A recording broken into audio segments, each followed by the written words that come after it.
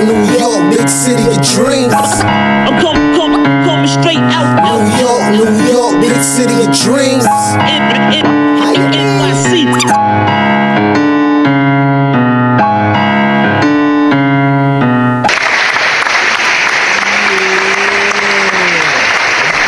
What's going on? This is JL's Nick Time Show.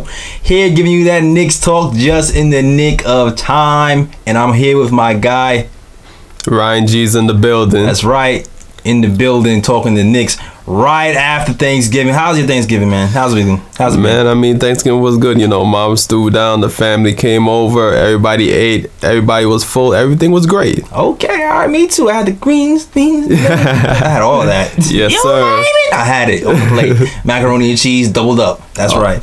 My sister was like, "Oh, don't take too much macaroni and cheese home." She went to sleep. I took some home. That's how it went down. That's how it's going down. Gotta take what you can. Gotta take what you can, man. Always gotta take what you can. Especially mom's mac and cheese. She's only making it once a year. Come on. Exactly, yo. What you mean? It's a special occasion, yo. Yeah, what you mean? Special occasions. Scoop, extra scoop when they looking, and another exactly. Scoop. You know, Mom's made it more than enough for everybody. You know, and you can't catch me anyway. I'm faster than you. That is a fact. Word. But yeah, I hope you enjoy your Thanksgiving, Knicks fans. I did, and of course, you know, if you was following the Knicks, we have won 3 in a row. Yes, sir. Getting busy. Clap it up, clap it up. Clap it up, clap it up. And some of you are just like, bruh. Zion, dog, Zion, where's Zion? We supposed to get him, now he's gone. Y'all won 3 in a row. What the hell? We're gonna talk about it. Yeah, later on in the podcast. We're gonna talk about it. We're gonna talk about tanking. We're gonna talk about all of that stuff. But before we even get to that, there's news in the sector. Some very interesting news. Very interesting news happening in NBA world. We talked about it a little bit last week. Number 1 pick last year. Yes. Markelle Fultz is available. Sixers they're saying he's not gonna be back. They're gonna let him go. Yeah, they basically their words are, Fultz is not a part of our future plans. Damn. They gave up on that guy quick, fast, in a hurry. Word. Whew, like, it's like, you know what? You can't find that bruh. I can't. Bruh. I was not looking for the bruh. I was looking. That's what I was looking for. All right. Yeah, because it was sad. You know, he's the number 1 pick. Yeah. You thought it was gonna be higher, and then things got right. But then you also hear that the Knicks are interested. Whew. Yeah. I know we kind of touched on this last week. Yeah. And I also know that Knicks fans really want Fultz here. I know that for sure too. But what do you think, Ryan? First of all, I want to ask those Knicks fans, why?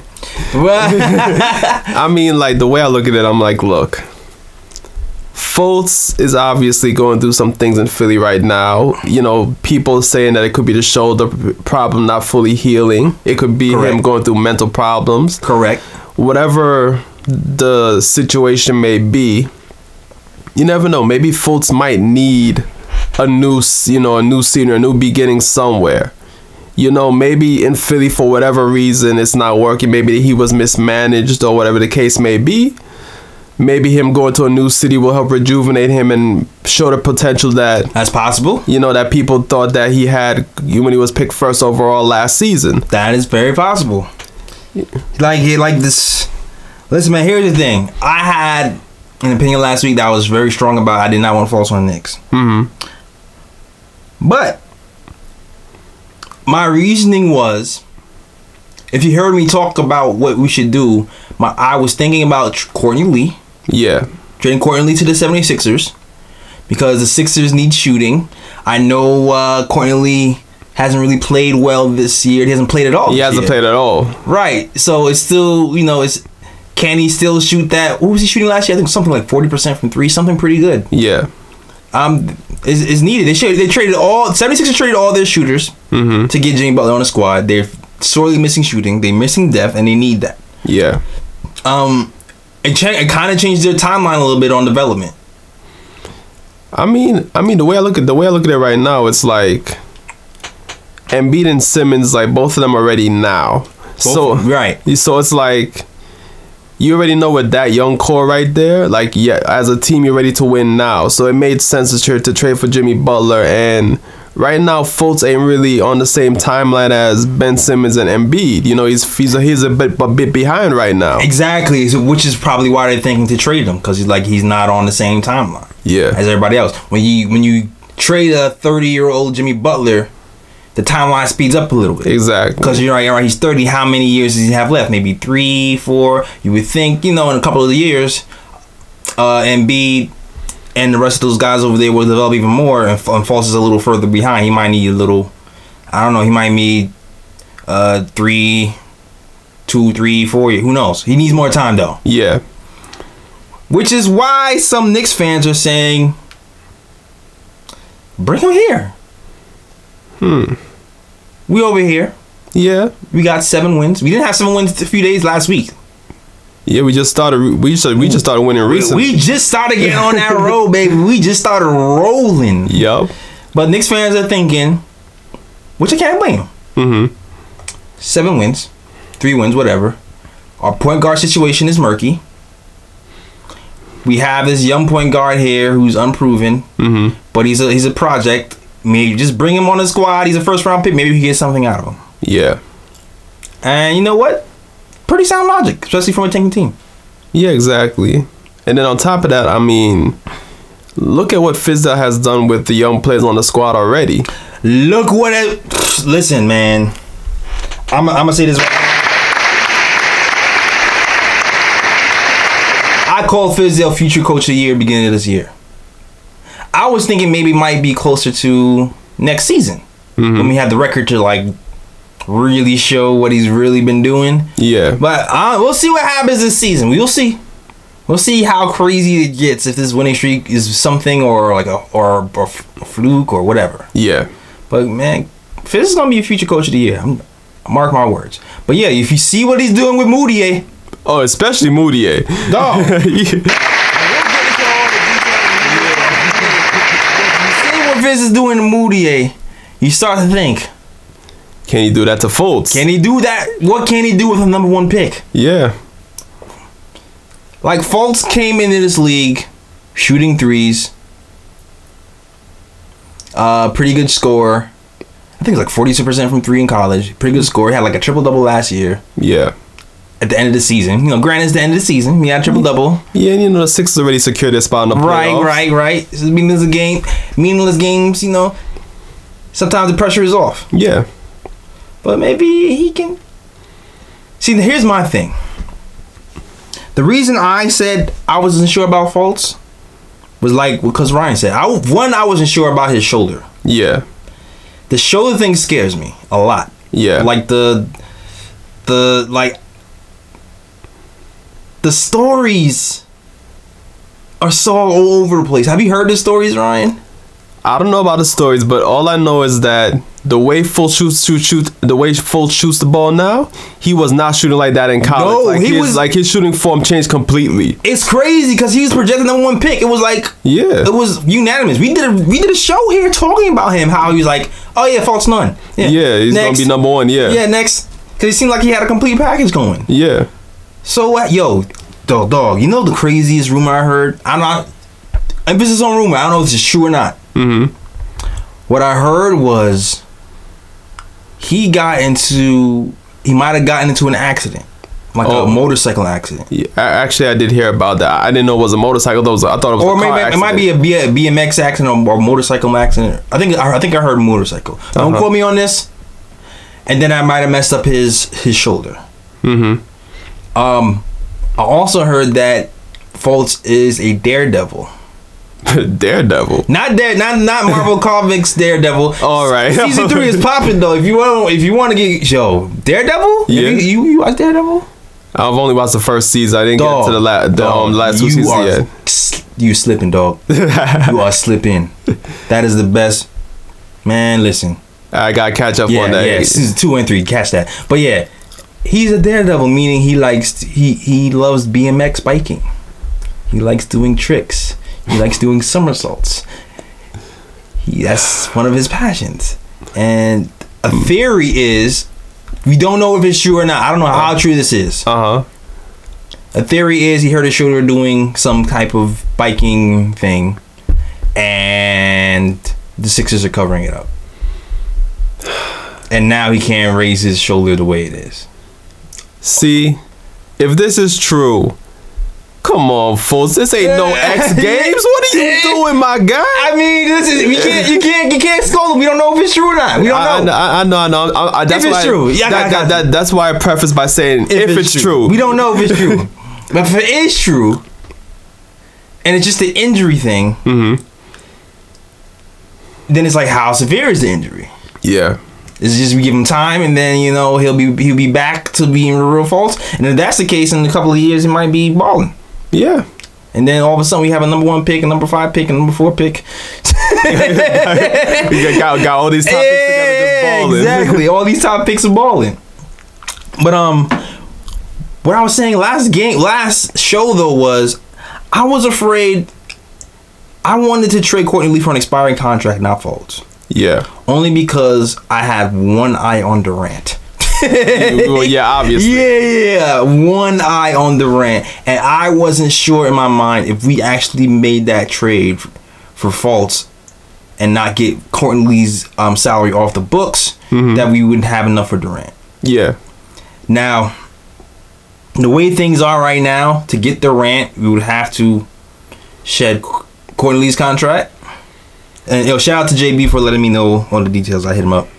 The JB from Knicks Film School, aka the capologist. He broke it down for me a little bit, and basically he said, so based on the projection of the renouncing they have to renounce all the free agents. Yeah, well, that's the obvious. Yeah, they have to renounce all the free agents, like not the core, but like the Burks, Vonleys, the Marios, Lance. Yeah, everybody. I know that hurts your feelings. It's not hurting my feelings right now. Don't get emotional. So don't get so loud, Ryan. Don't. It's not hurting my feelings right now, though. I'm just saying. I know you mad. I know you sad, Ryan. You don't play the sad music because Lance might be going to get Durant. Bruh. I don't know. Ain't nobody gonna miss Lance. The way Knicks going right now, ain't no one missing Lance. Yeah, 3-game winning streak. But yeah, but back to what I was saying. Even if we did all that and we get a top 5 pick, we'd be short $6.5 million for Durant. If we had to sign KP to max.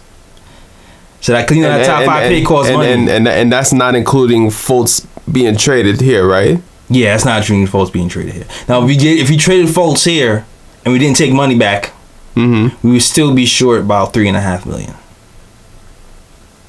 So shout out to Knicks Film School for that, for letting me know. We will have you on this show when we actually have the Cole feature in and popping this. We're gonna have you on talking all this stuff. Word. Yeah, shout out to Knicks Film School. They're doing well, charting high on iTunes, real high on iTunes. So yeah, so that being said, it's like, man, it seems like the road to Kevin Durant coming to the Knicks is very narrow. Yeah, it sounded kind of difficult. Yes. Like, especially if you look at what we're doing right now, right? You're looking at our pieces. You're looking at how the plays are going. You're looking at who's producing. Vonleh, do you want to keep Vonleh? I mean, shoot, the way Vonleh's balling this season, I don't see why not. All right. So now we keep Vonleh. How much is Vonleh going to cost realistically? Exactly. Big man that can shoot threes, play defense. And he's young on top of that, Yeah, Nick's probably gonna have to give him a bigger contract than what he's earning right now. That's a fact. Hey, Trey Burke's a free agent. Do you want to see Trey Burke back? again, like Trey Burke, he's a valuable piece. I mean, even if he's not a starting point guard, I do think like he would be good off the bench. But at the same time, it's going to depend on, for me, it's going to depend on who the Knicks get in free agency. Because if we bring in another point guard like Kyrie Irving, for example, then I think Trey Burke is expendable in that case. Right, but if you don't get no Kyrie, then yeah, you keep Burke. Exactly. And then we have Mario. What about Mario? How do you feel about? I mean, Mario.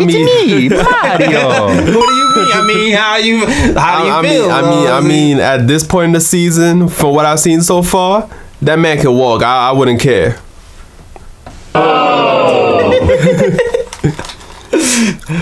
So that means so when you start to think about that and the cap breakdown, how much money are you gonna have to spend? Bare minimum Vonleh. Mm-hmm. I personally would like to have Trey back. And then you also have to think Frank Ntilikina. How? What is next year's like option year? No, Frank Ntilikina will be on the books. All right. But it's like, how invested are you in Frank? Also, oh, no, I forgot somebody. Mudiay. Mudiay will also be a free agent next season. The way he's playing.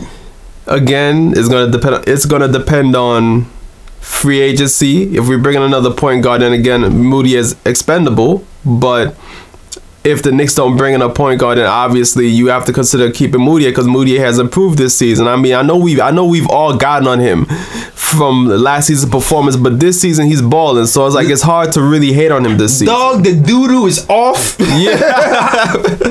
The doo-doo is off.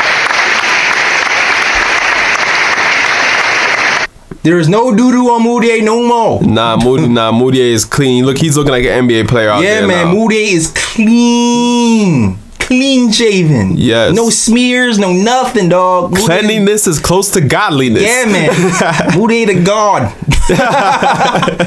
we gotta think of a nickname for Mudiay when he's playing well now. Yeah. We gotta think of another one. For real. And we retired the Mudiay one for like, we're retired for now. Yeah, for now it's retired. And we'll even retire for a bad game or two or three. Yeah, I mean, I think he's earned that. He's earned it to where, you know, if he has one or two bad games, like, all right, you know, we will let that slide. Yeah, you're gonna let that slide. But now if it gets to like 5-6 games in a row, then it's like, yeah, you back to booty. I'm sorry. Yeah, back to the shit.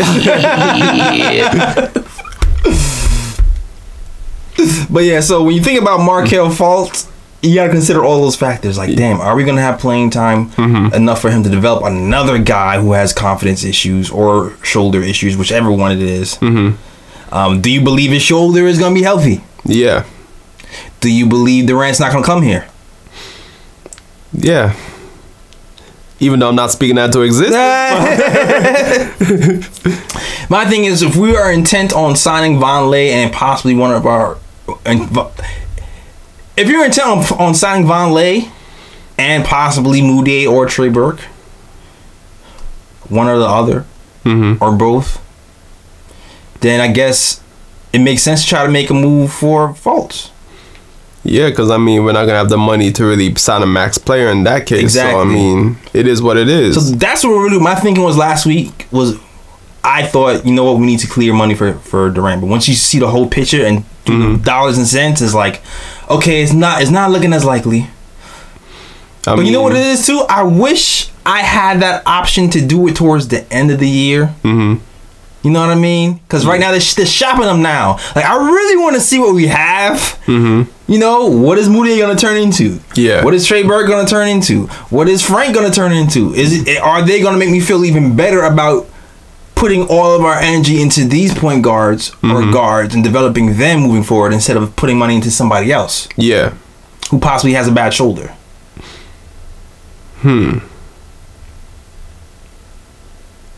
Yeah, I mean,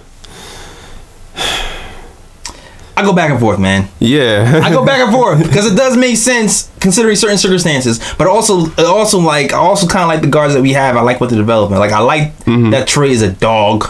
Yeah. You know what I mean? Ever since that axe comment happened with Fizdale, the Knicks team has turned around. Trey Burke is balling right now. He's not letting these guys lose. He feels like one of the common influences in the game. Yeah, he's back to being Mr. Steal Your Minutes. He's back. Yeah, man. Oh, wait a minute now. I ain't singing though because I got a sore throat, so that's gonna have to say for another podcast. But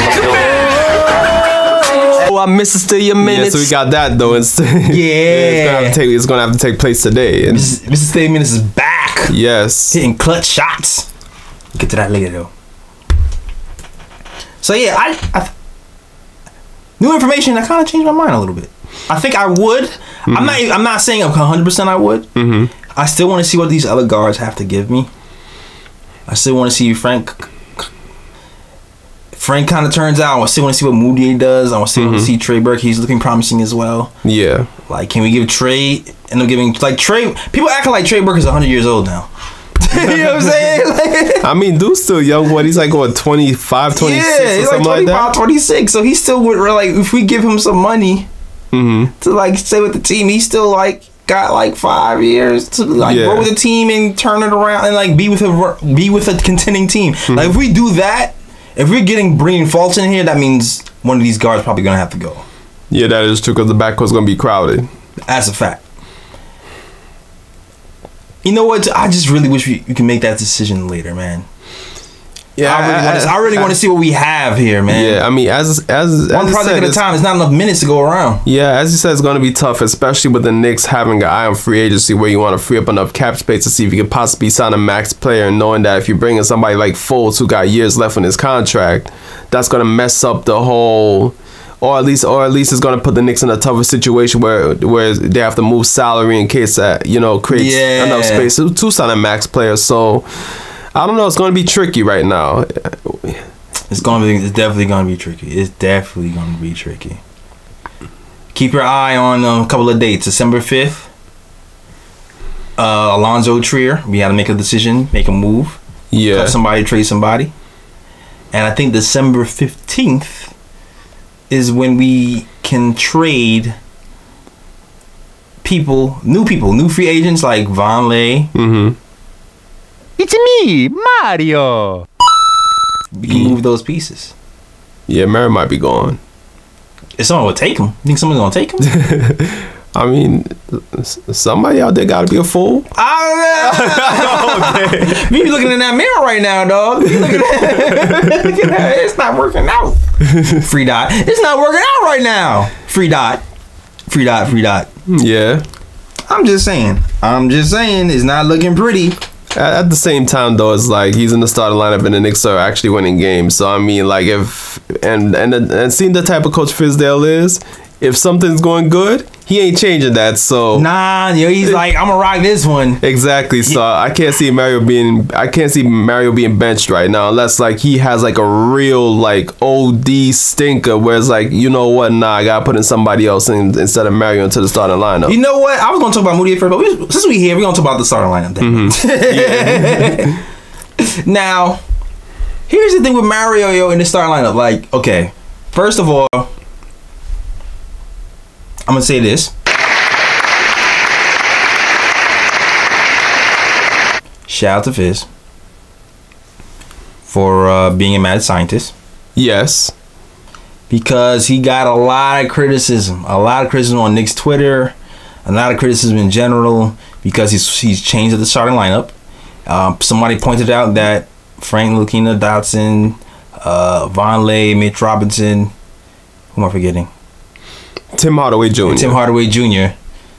Are like tops in the NBA. Or like tops in the NBA in their lineup. Period. Yeah. And Fizz looked at them and was like, yeah, but we were losing. Like, take that for that. I was like, all right, that's cool. We have the cool stats. And to be real about it, like when Fizz decided to change that lineup, like I think like the previous game before he changed the lineup, like the Knicks got smacked like 115-86 to the Magic, I think. Yes. With that starting lineup. So I mean, you could I mean, even though I didn't want Fizz to change the lineup, I could kind of understand it because it's like if you get smacked by 29 to the Magic, something. Something's kind of off there. You know what I'm saying? Yeah. Something's a little bit off. Something's a little bit awry. Yeah. but it has so much potential. I still feel like that lineup could eventually work. Yeah. But maybe you know what it is too. Those players aren't developed yet. All the way. Yeah, that is true. Like the only player that's like really far in his development is probably Tim Hardaway Jr. Exactly. So I think in that lineup's prime. Oh yeah. I think like next year or 2 years from now or whatever. I think that lineup could really smack people. Yeah, that would have to be a second unit though, because KP's gonna have to be inserted. Yeah, of course. I mean, you can switch out KP and Mitch maybe or something like that. Have a KP Vonleh. Yeah, that'd be. It'll be interesting to see KP and Mitch on the same court together. That would be interesting too. Yeah, that would be interesting. That would definitely be interesting. It's like somebody got to learn to rebound though. That's all. I keep saying that. Yeah. Somebody has to get more than 5 rebounds. Yeah. Which is why I say Vonleh. Yeah. But yeah. The KP Mitch thing, I think that can work in some stints, and then when Mitch actually develops into like a full grown NBA player, do the stupid foul stuff, and that would be nasty. Word. But yeah, where was I going with this? Well, the lineup changed. I think we were trying to highlight like Mario being taken out the lineup and Dot being put into the lineup. Yes, exactly. Free Dot, damn it. Free Dot. Because listen, man, as good as this lineup is doing, if you're looking down the line of what each man is contributing, you can see the weak link, dog. Yeah, it's easy. It's real easy to see that Mario isn't really like competing to the highest level. Matter of fact, all of his numbers are down from last season, dog. His points are down. His assist, his shooting percentage is down. His 3-point percentage is down. He doesn't look comfortable, man. Yeah, then on top of that, like that's why especially when you look at the minutes every game, that's why you see like all the other 4 starters, they're playing 20+ minutes, but Mario's always at like 13 minutes, 15 minutes. Yeah, it's mad sporadic. Yeah, like he's not being put into late game situations at all. Fizdale's going with other people instead of Mario in like late game situations when the Knicks are trying to win the game. That's a fact, and that's what I'm saying. That's why I'm just saying, you gotta free Dot, dog. You got to, man. At some point, just let him go. Let him ride.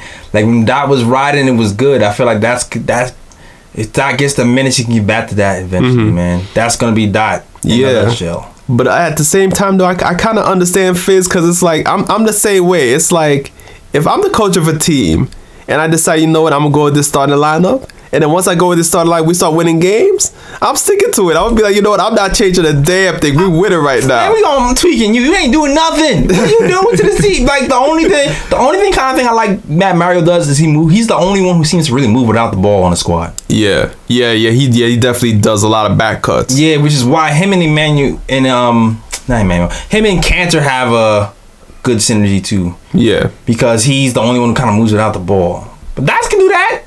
Yeah, Doc can do that. And he plays defense. Yeah, much better defense. Much better defense. If I said defense is really skyrocketing, yo.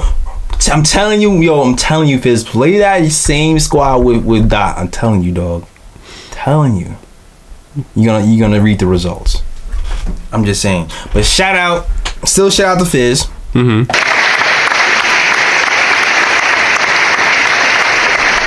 Because ever since that lineup, the Knicks' pace has picked up dramatically.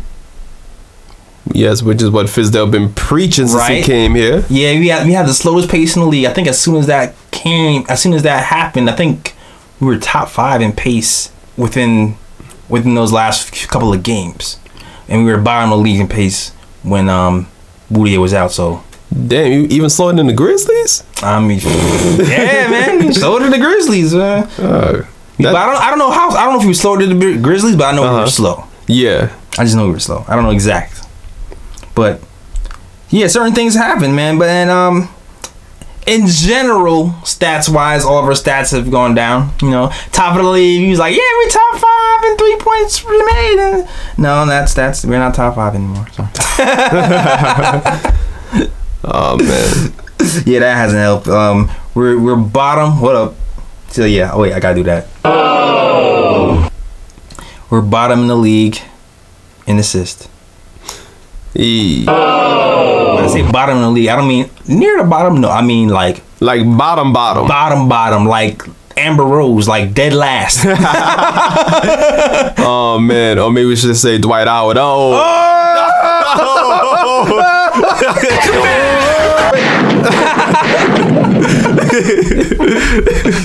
Hey man, that's what the White House wants to do.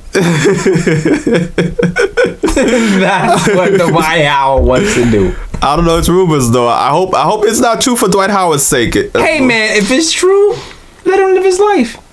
Yeah, it's true. Yeah. If it's true, it's true. You think somebody in the NBA has to be, right? Well, I mean, there have been been people that came out the closet. Like one, but yeah, come on. yeah, like one, yeah. Statistically, in this world, come on, there has to be more than one. Yeah, there gotta be a few. Yeah, exactly. So, if that's what you do, that's what you do. Yeah, it's whatever. But then that's crazy though. Knicks bottom of the league in 3-pointers. Yeah, made? Bottom of the league in 3-pointers made.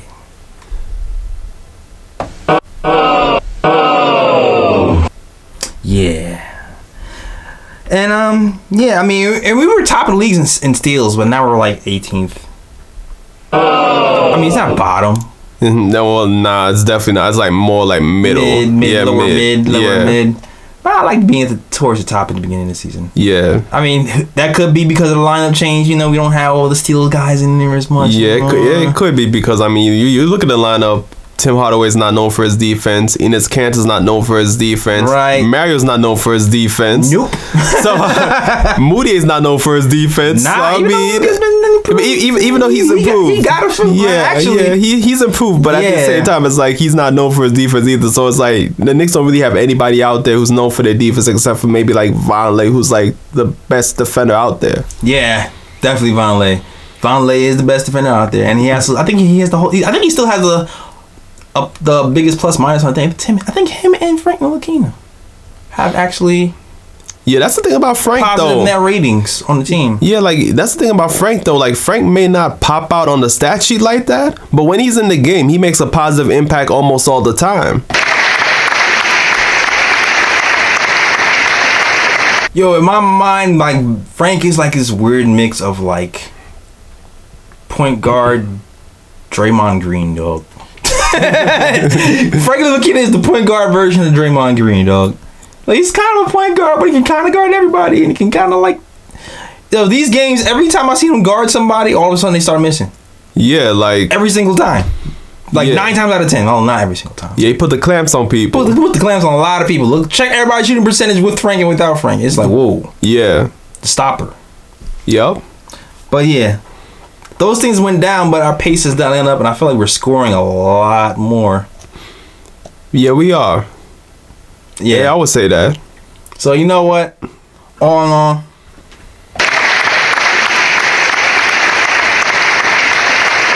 shout out to Fizz, future coach of the year. Most definitely. For making that lineup change. I fought against it. The Knicks fought against it. The fans fought against it. Not like we had a choice but to watch it, but you know. Yeah. It's working, so. Exactly. It's working. So what are you going to do?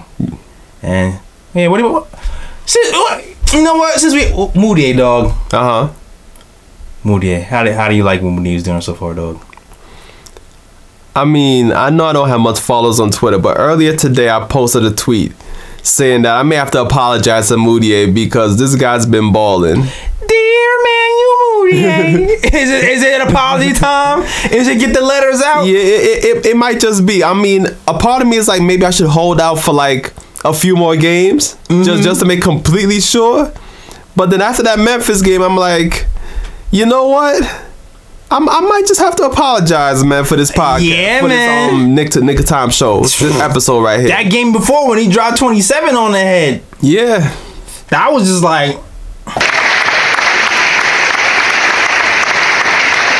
That showed me something. Exactly. And then my man's out here catching bodies too, which I didn't know he had it in him.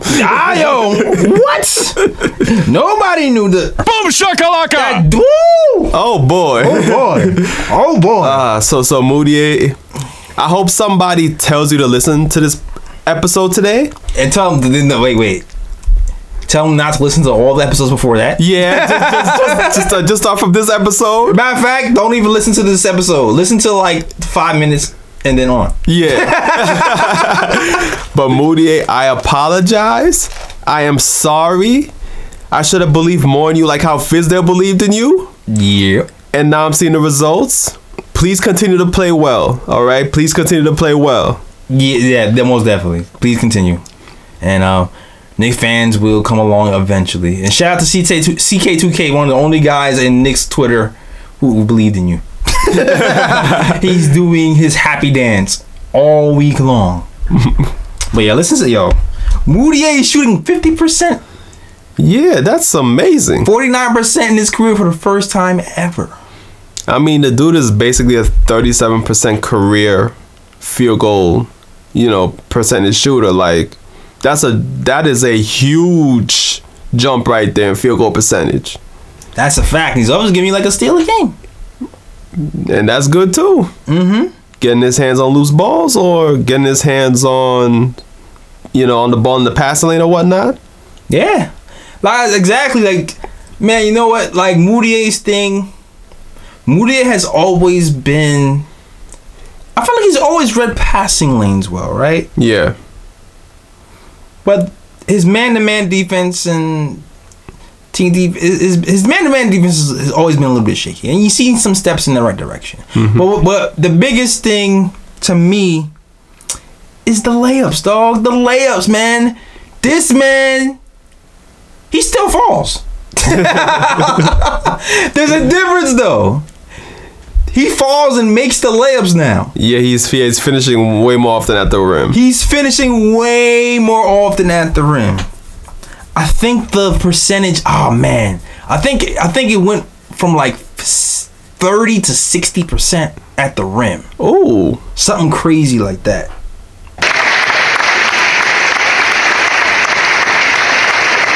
Okay, Mudiay. Yeah, doo-doo all the way off, man. Yeah. Mudiay is gone.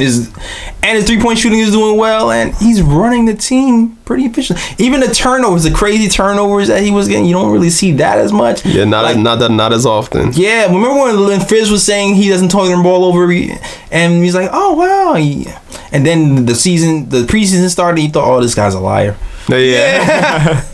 He's not turning the ball over, man. Yeah, he's actually playing smart basketball at the point guard position.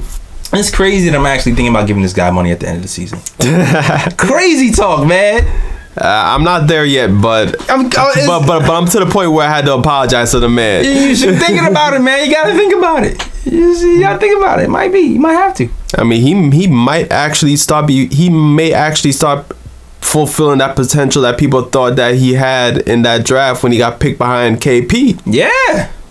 Development coach, dog. Coach of the year, Fizz. Developing coach, man. Yep. 3-game winning streak. Yes. Or. Bruh. Brian. I don't know why I called you Brian just now. I mean, Brian is close. All right. Are you sad that Zion might be in the rearview mirror right now? Or Barrett?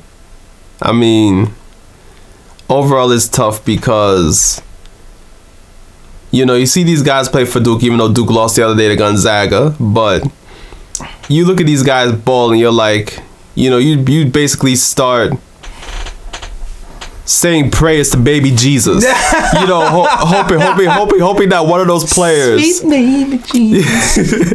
hoping that one of those players could potentially fall in your lap in the draft. But then again, the Knicks fan of me is like, damn, the Knicks are winning? Yeah. I can't be mad at the Knicks winning. You know what I'm saying? No, you cannot be mad. You can't be mad at the Knicks winning. Exactly. So I mean, would I love the Knicks to draft Barrett or Zion? Of course, but then also people got to remember this too. The odds to win the first pick in the draft have changed for this upcoming NBA draft.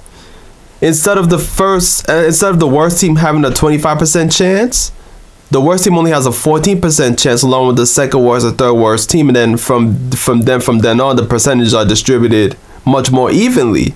Yes, and hold on, let me get the actual percentages if I can find them. But keep going. Yeah, so even so, I mean, potentially, I mean, are the Knicks going to make the playoffs? Probably not. So you would have to think that the Knicks are probably going to still be in the lottery anyway.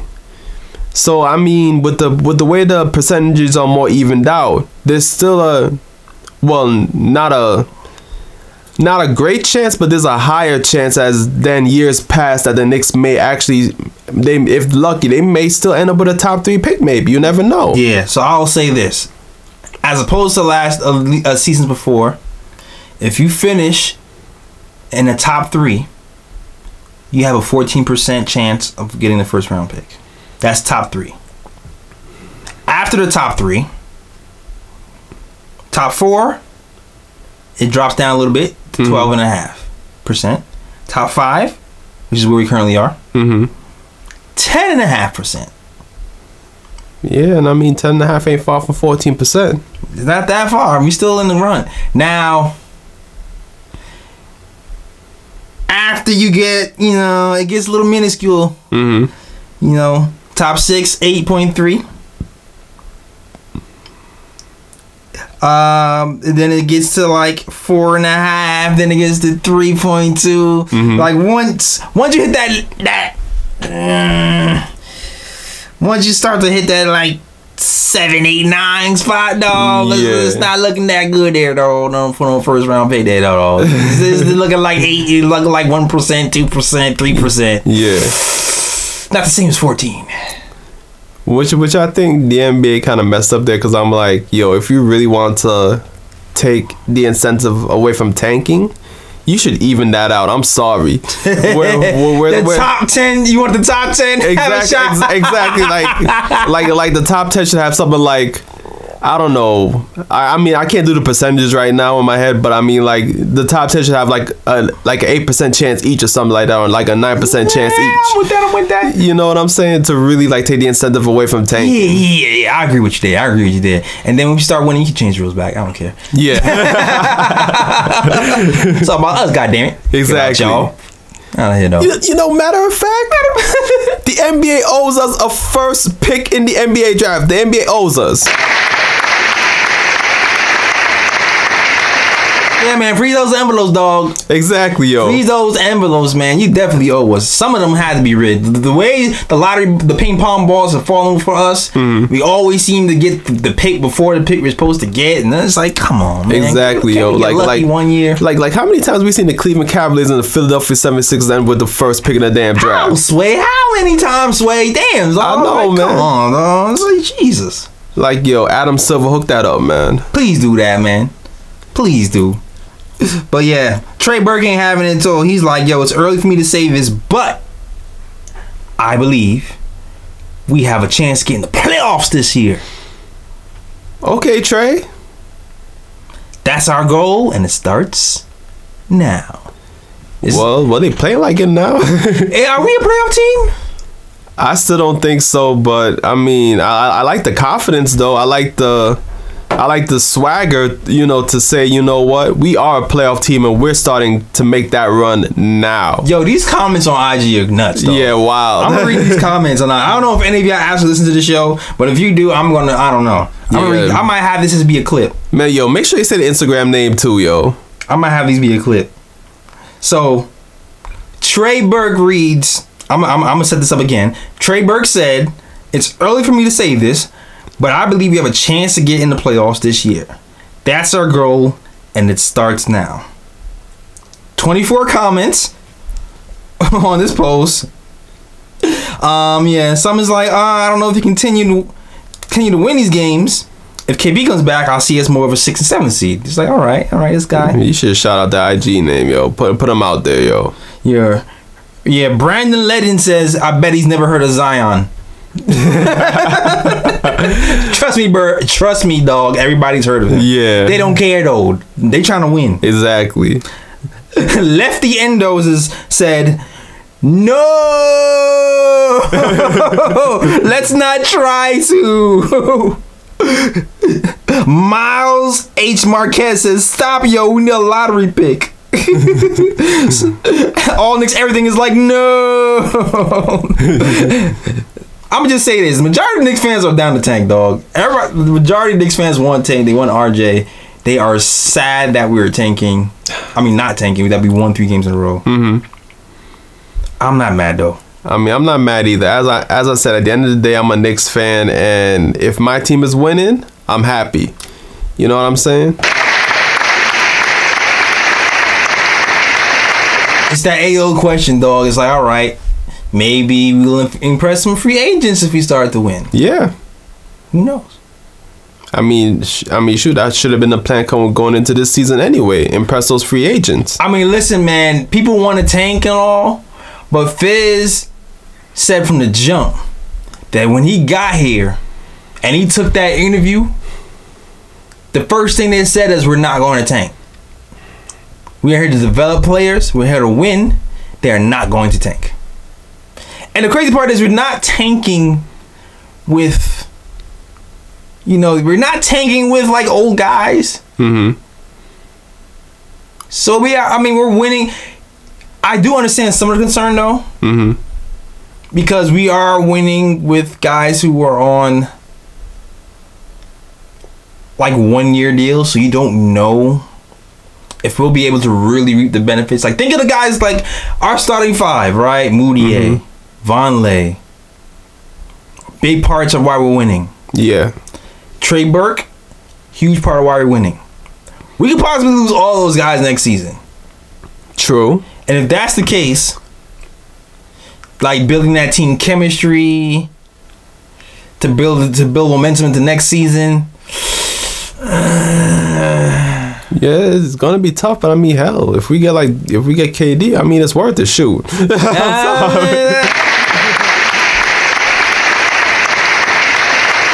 If we get KD, somebody else is gone though. Yeah. If we get KD, that means Tim Hardaway Jr. is gone probably. Yeah, probably. Most likely. Because 18 million, everybody else is a rookie. That means Tim Hardaway Jr. is gone. Yeah, as I said, it's gonna be tough because it's like you're gonna have to make that decision. It's like if you know you have a solid chance at, you know, KD, Kyrie, Kemba, whoever you wanna name. Then Kemba train now? Kemba's arrived. Kemba's arrived. You hear? He's arrived. You.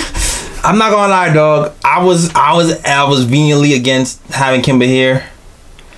I don't know. I don't know if I'm that. I don't know if I feel as strongly as I did before. I'm not gonna lie, though. Yeah. I don't know if as strongly as I did before, man. I don't know. I mean, I think it would be perfect if we could get Kemba and somebody else to come. In that case, I'd be like, oh boy. If we get Kemba in a pot, I would do that too. Yeah.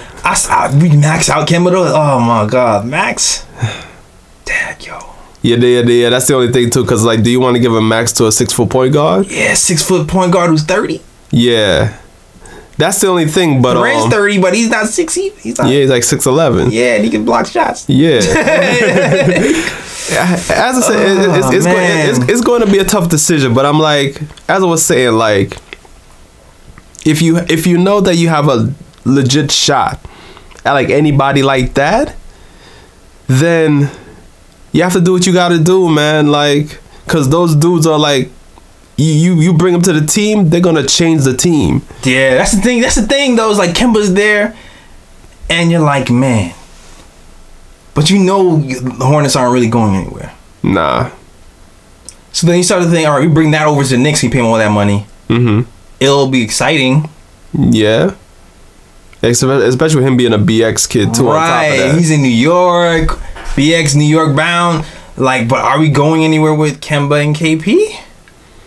That's why I said like I would rather like they bring in another piece along with Kemba. Yeah. Cause I mean, like, for example, even though the Knicks would have to do something crazy with their cap to even make this happen, but like just say for example the Knicks bring in Kemba and they bring in KD also. If the Knicks are able to pull off something like that, that's insane. I would say that's championship right there. That's a chip. Yeah. Yeah. Kemba, KP. Yeah, Fultz there too. I don't care. Fultz will be starting guard. We got that. Yeah. You be all starting shooting guard, whatever. Yeah. And then we have Frank also as our defensive stopper. Oh yeah, he no one scoring. Yeah. Yeah. Right. So he like this week he's shutting people down. Yep. Yeah, I'm with that. I'm with that. Yeah, but it's pipe dream though. So Yeah, man. We smoking a pipe. It sound like. Get off, bro. Is it April? Is it 420? Not yet. Okay, you sound like it is though. When you talking, it sounds like a pipe dream right there. I know, right? If Kathy was here, you'd be like, "Keep hope alive." Keep Yeah, exactly. She'd be like, "Yo, speaking into existence." Speaking into existence. So wait, we still throw shots at Kathy? That's a shot? No, that's not a shot. I don't know. You kind of making fun of her though. You kind of mocking her. I am. Well, I don't care. I'm mocking what she did too. And it's funny because I talked to Kathy the other day. Like we were talking on was it Monday I think or Tuesday? Mm-hmm. But it was before Thanksgiving though, because I had to drop off some kicks to her. Mm-hmm. And she said she coming for us. Oh, good. Cause she been listening. Nice. And you know, she's like, you know, she's gonna bring that same energy. So. That's right. Yeah, let's go. Let's go. I'm waiting, damn it. I'm mad though. I'm mad at the timing. Huh? I'm mad at the timing. Oh yeah, cause she's coming on like the same day of the major interview. Yeah, she's coming on the same day as me interview one, and she's coming when like Hardaway is like slipping down a little bit. Oh yeah. So we don't have our same momentum when he was dropping 33 weeks in a row. But it don't matter though, cause there's still time though. Hardaway you're right. Hardaway didn't like pick it up though. Right. So I mean, so by the time that time comes, if Hardaway Jr. picks it up, we're gonna still have all that ammunition. Yeah, exactly. I'm waiting for this bout for a long time. I know you have been too. Yeah. It's all love though. Kathy know we love that girl. And it's into. Yeah. It's just mad fun. This is fun talking smack. Word. Oh man. Oh, so we talked about the lineups. Yes. We talked about Mudiay not being Mudiay no more. Cleanliness is close to godliness. Booty dropped. Just like took the implants out. Yeah. Oh man. So now I guess we can talk about Knox. Yeah. Right? Because there's been rumblings. People are a little bit like fed up about Knox. First of all, how much time do we have? We have a little bit over an hour left. Okay. Yeah. We got a lot to talk. Okay. So Knox, man. Knox has started off kind of slow. Got injured a little bit. Yeah. And now he's seeing time and power for it. Yep. So what do you think? There's people are kind of criticizing Knox early, saying that they want to see more from him. What do you think about that? Well, first I'm gonna start off before I even get to my comments. I'm gonna say Knox's stats right quick for this season. So he's played 14 games, 17.8 minutes per game, shooting 33% from the field, 33% from three. Okay. 2.5 rebounds a game. The steals ain't up there, the blocks ain't up there, the assists ain't up there. And he's only averaging 7.6 points a game. 7.6 points a game. Okay. Now here's my thing on Knox right now. I want to be fair to Knox because at the end of the day, people got to remember he's a 19-year-old rookie.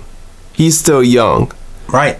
So I really don't want to get on Knox right now because there's still a lot of room for improvement. Right. You know, I want to see how Knox is, going into the second season, the third season. Yeah. That's when I would really get on Knox if he's really showing no improvement whatsoever. But I think this season it's like, you know what? He's young. He's 19. Like, you gotta look at the other rookies. I think Trey's like 23. Mm-hmm. So Trey is way more mature.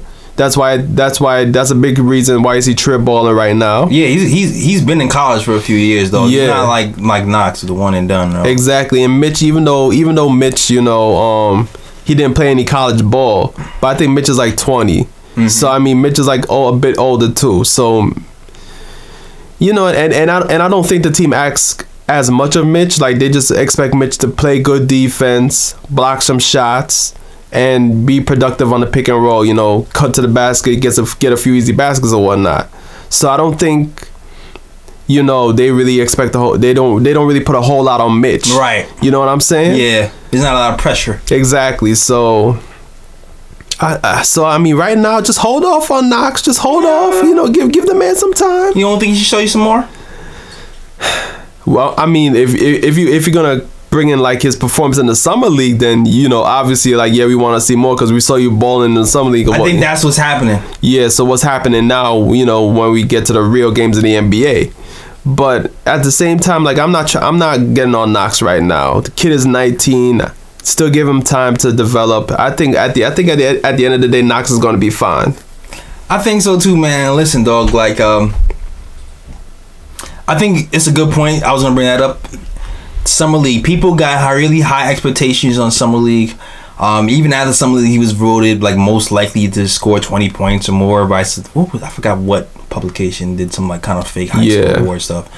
He was like leading the league. He was like leading the Summer League in scoring or top 3 or something like that. I don't remember exactly what it was. I think it was top 3. I think top 3. Okay.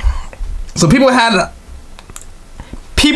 including me, came in with the expectation that Knox might come in the league or come on the Knicks and average 10 points off the jump. Because he seemed like he had a neck for getting fouls. He seemed like he was really good at pushing the fast break, getting easy points that way. And it seemed like his 3-point shot was nice and a little smooth. But there's a few things that are kind of holding Knox back this season. One was the injuries. Yeah. 2, the position, man. Like our roster setup isn't really quite set up for Knox to probably play what his ideal position is right now. Like right now, I feel like he's playing more of his position of the future than what his position is right now. Which is why you see a couple of things that you're struggling. Like to me, Knox isn't a 4. No, not right now. He's a 3. But you know, he can rebound some, but to me he's more of a 3. And right now he's guarding these 4s out here and he's getting bully balled. Oh yeah. Yeah, I'll get to that later. And he's getting all these quick fouls, and I feel like he doesn't have really have the opportunity to really like stay on the floor a little bit longer and not pick up these silly ticky-tack fouls because he's playing the floor a lot, man. He's not playing the 3. So I think that has a lot to do with it. On top of it being him being young, on top of it being he's not handling the ball like he was in Summer League. He's playing a lot more off ball. So I think a lot of that has a lot to do with what you're seeing from Knox. Also, you know what? And also too, it's not. In order, I'll say this too. It hasn't been all bad with Knox either. You're just comparing him to Trier, and you're seeing this guy who's been undrafted in the game at crunch time, knocking down crunch buckets and taking the game over and getting 25 points career high. Like you're like, whoa, my god! And you're looking at Knox who's an 8 pick, and you're just like, okay, what happened here? Yeah. But like I said, I don't really worry about that stuff because the way people draft twofold. People draft on potential. Yeah. So sometimes even the higher picks, you'll just see the potential down the future, even though they might not be as polished right now. So I'm holding off, like Ryan said, serious criticism for Knox. And even though I have my own gripes for him, mostly on the defensive end, if anything, I still feel like sometimes he's a space cadet on defense. Yeah. He just kind of loses. Where am I supposed to go? Oh. But I'm still going to be patient with Knox. Yeah. All in all. And I do like the way he's shooting threes in his recent games. Yeah, I mean, if you look at his shot, like, he has one of those shots where when he puts it up, you think it's going in because, you know, like the rotation is good. Yeah. It looked like it's online. It's just not falling at the rate that, you know, it was falling maybe in the summer league or whatnot. Yeah. Kind of close. Like, it's like, you know what it is too? It's like, remember we first saw KP? And you saw his shooting form and stuff? And you start to think, oh, this shot looks nice. Yeah. He's gonna be a shooter. Even though his shooting percentage itself wasn't good Yeah. You looked at his form, you looked at his follow through, you looked at like how the ball fell in, and you start thinking, oh, he's a shooter. This is gonna eventually start to be consistent. Exactly. And you started to see that last season before he got injured. It's the same thing with Knox. Yep. And dare I say the same thing with Frank, even though Frank isn't showing it right now. Mm-hmm. It's the same to me. It's the same thing with Frank. It's like his shot looks good for the most part. I know he shoots on the way down sometimes, but for the most part, it looks like it's in line. It's straight. Like it looks like he should be a good shooter eventually. Yeah. So I will calm down on that Knox. So Knox will get it together at least on the offensive end. I feel like that's going to be the first thing to really click. The defensive end though, he has a long way to go. Yeah. He has a long way to go. But yeah, I like what I've seen from Knox so far, a little bit, and I love what I'm seeing from Trier. Oh, definitely Trier. Yeah, definitely Trier. I think Trier is like a top. Listen, man.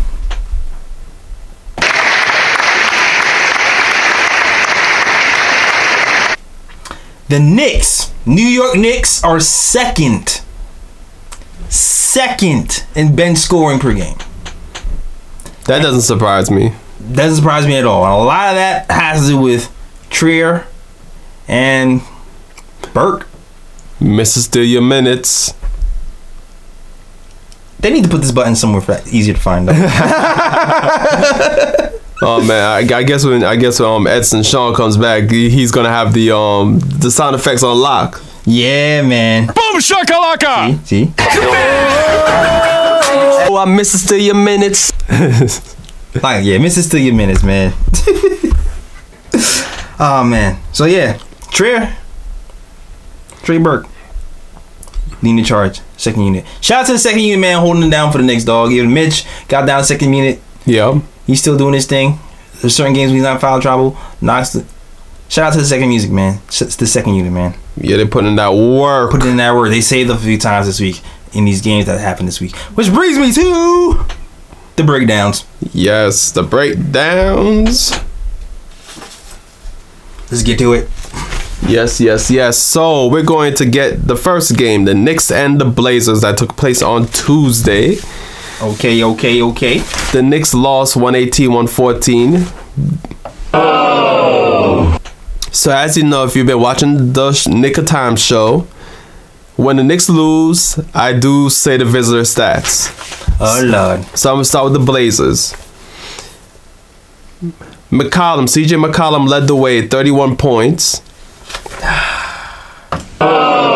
He was unstoppable, man. No one could stop that dude. Yeah. McCollum. Damian Lillard had 29 points, 6 rebounds, 8 assists. Dollar Dame unstoppable, dog. Yup. Miles Leonard, whose mans is this? 15 points off the bench. Whose mans is that? Jusuf Nurkic, 13 points, 11 rebounds. And this dude, Evan Turner, he hit 10.6 rebounds, 4 assists. Like, his stats may not jump out like that, but this dude played a major role that game, though. Was he the one who had to put back at the end? Yeah. He was the one who who pretty much sealed the game for the Blazers. Yeah, that was horrible. I felt bad. Yeah, okay, Knicks stats right now. Tim Hardaway Jr., 32 points, 5 rebounds, 4 assists. I'm going to go into my Tim Hardaway soliloquy after this. He was also pretty efficient, 10 of 21 field goals.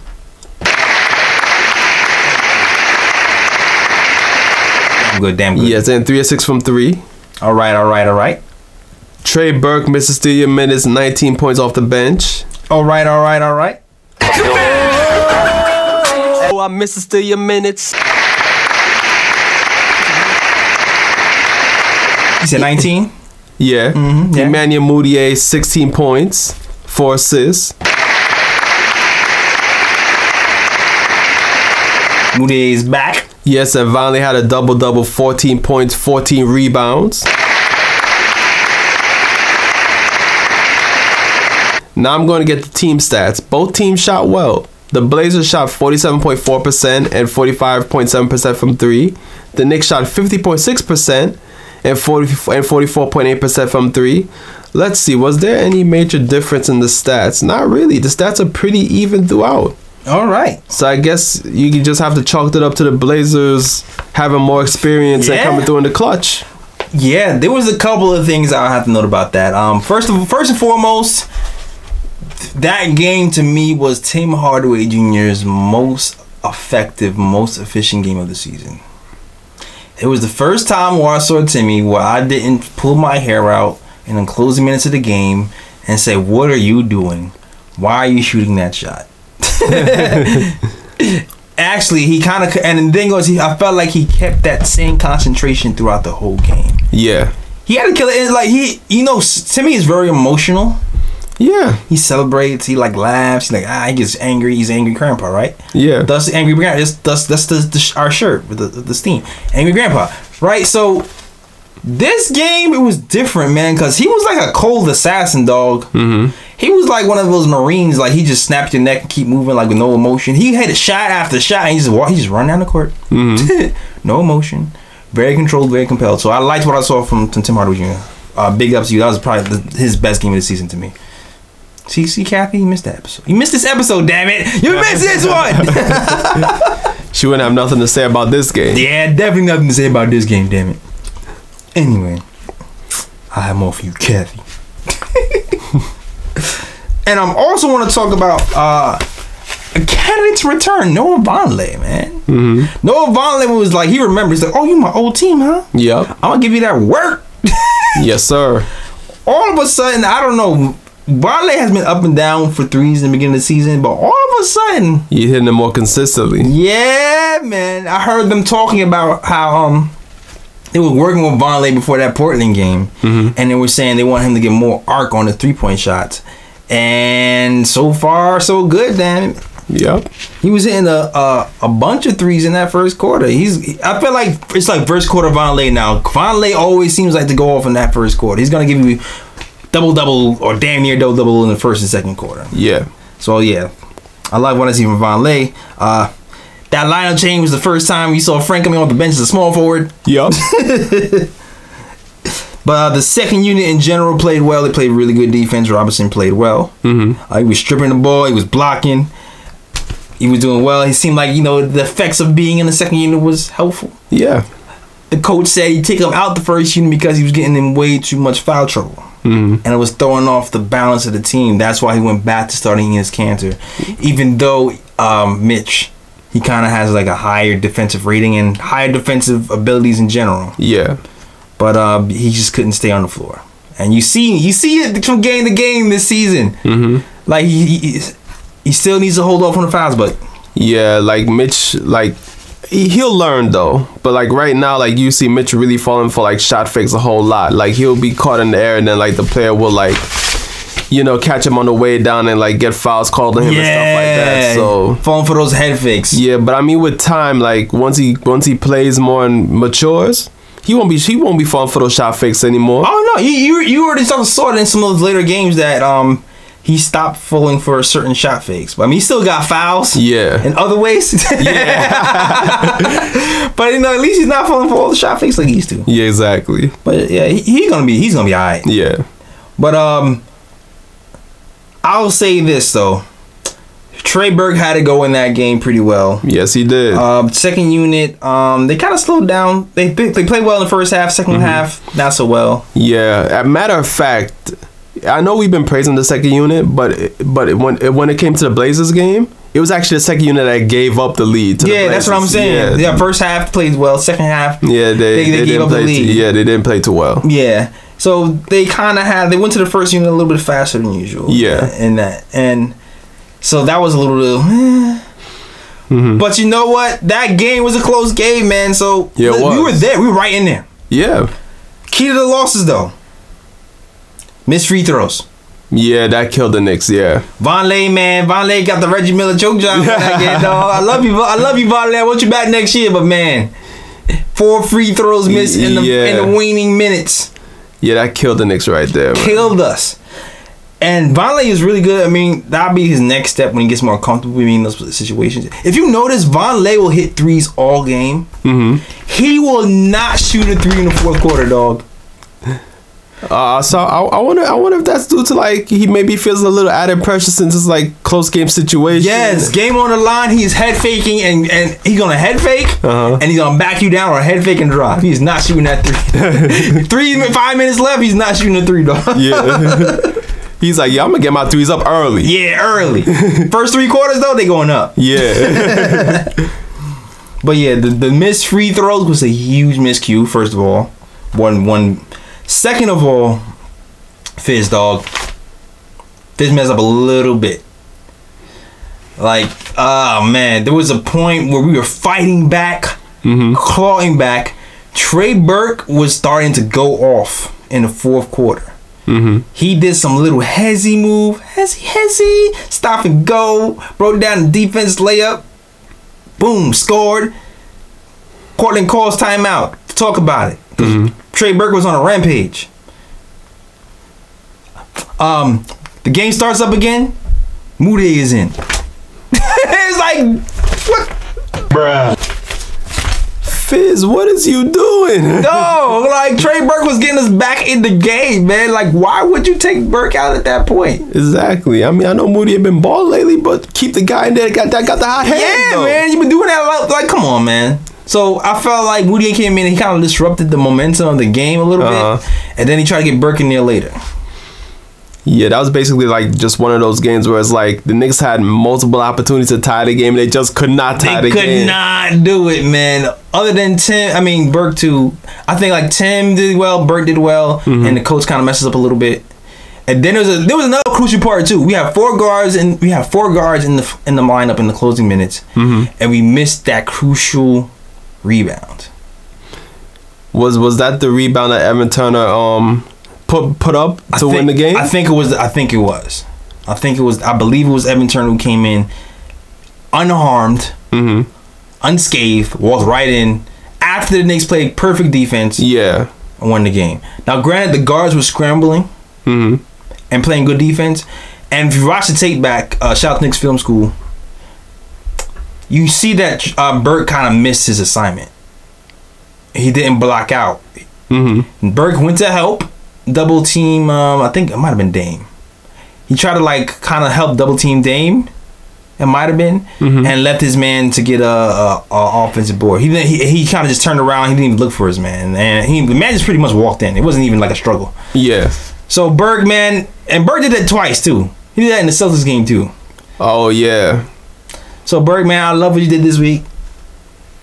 Gotta watch those offense rebounds in the last minutes, man. Gotta watch that. Other than that.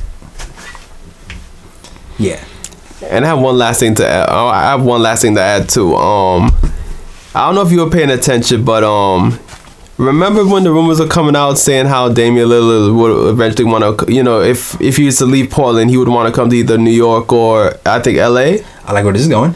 So at the end of the game, I think it was Rebecca Harlow. She was interviewing Damian Lillard, and Lillard was saying like how.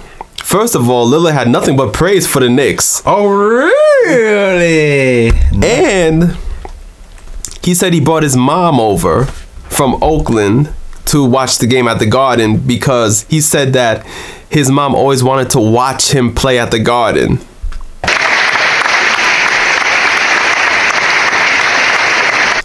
I mean, listen, Ma. You can make this permanent though. You can have your seat. That's what I'm ticket saying. holder. That can be your seat. Dame Mama right there, dog. That's what I'm saying. Like, yo, I mean, if Mama Lillard liked the atmosphere at the Garden, shoot, you can't disappoint Mama, man. Exactly. Yo, if we can make it happen, yo, Lillard come through. Yo, come true, my guy. Come true. Who are we calling? Exactly, yo Enos. Get on that, Enos. Come on, dog. Get on that call, Enos. Oh man. Gee, man. This brings us to the Knicks Celtics game. Yes, this is the beginning of the Knicks winning streak. Word. Fizz had some axe. You heard about that? The axe? The axe? Yeah, you heard about the axe? No, what about the axe? I forgot what game it was. I forgot what game after we lost. Was it I think it was right before the Portland game, actually. Yeah. We lost big to somebody. I'm trying to remember. Who do we play that Sunday?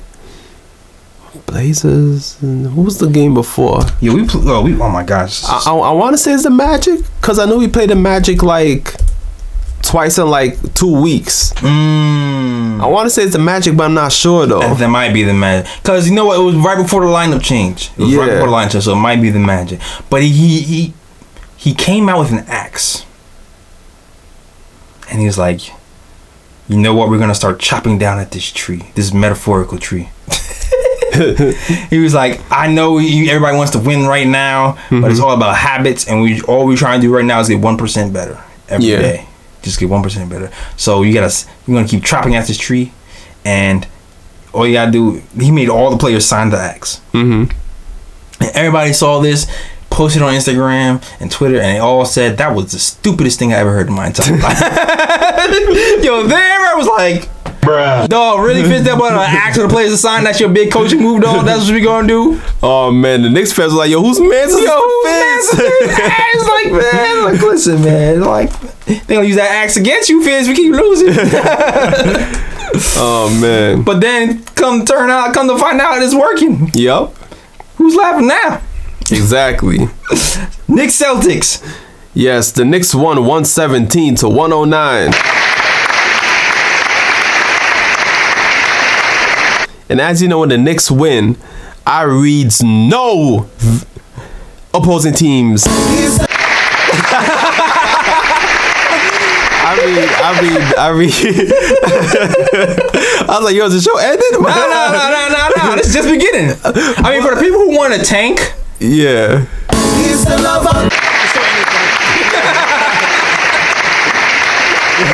But for us, we winning. We good. Yeah, so you know, Knicks wins. I don't read any of the opposing team stats. So I'm sorry, people. If any Celtics fans are listening, no Kyrie. I am not sorry. No Al Horford, none of that. Oh, man. So Trey Burke led the way. 29 points, 11 assists, 6. Oh, I missed still your minutes. Trey got busy. Yes, sir. We don't talk about that boy. Tim Hardaway Jr. 21 points.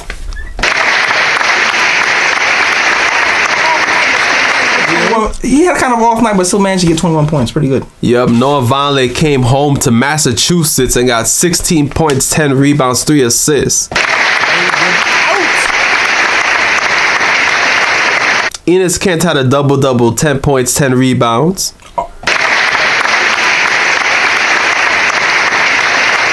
And Kevin Knox had a decent game off the bench, 11 points, 9 rebounds.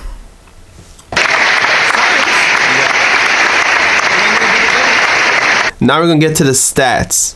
The Knicks shot 50% from field goal range, 50% from 3. Woo!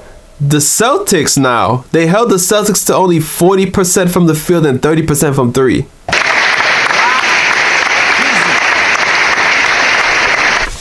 Yes, and that's the main stats right there. Like, that is the stat that really stands out the most. The Knicks played great defense and forced the Celtics to shoot badly from the field. All right. Now, yo, I didn't know really what to make of this game, dog. Because when I first saw the Celtics, I was like, yo, did they play last night? What happened? They looked lackluster. Yeah, they looked lethargic, especially in the first quarter. Right. And like, I was, you know, I do post game live with CP on our YouTube. Shout out to post game live and CP. And some of these Knicks fans was kind of like not really trying to give us credit for winning this game. Oh, it's on one game. I was like, dog, you do realize it's the Celtics, right? Yeah. Dog, you do realize this is on a back-to-back, right? Dog, how you gonna swear to this win? Like, you do realize we've been losing close games all year, and this is the first one that we've pulled out? Exactly.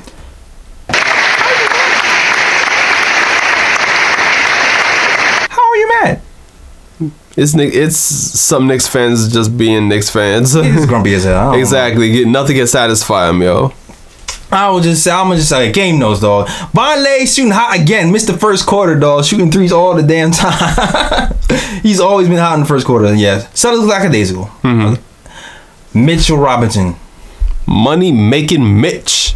Money making Mitch. Dog, this is like probably one of his best defensive games of the. Did you read his stats? You did read his stats, right? Probably because like points and rebounds didn't really stand out. No, you gotta read those blocks though, dog. That's what you gotta read. Yeah. You see, ESPN doesn't show the blocks. That's the thing. But it shows that he had 8 points, 4 rebounds. But let's see blocks. If I can get to it, you can talk in the meantime. Okay. Tell it this. All right. Well, Mitch Robinson, I believe he had 9 blocks, which is a correct, like the most since. I felt it was the most since any rookie, and it was like something. He had 9 blocks. But Mitch Robinson was all over the place, dog. Playing all, he blocked a bunch of shots. And he just changed the directory of a bunch of shots. Matter of fact, Mitch had 6 blocks. Oh, 6 blocks.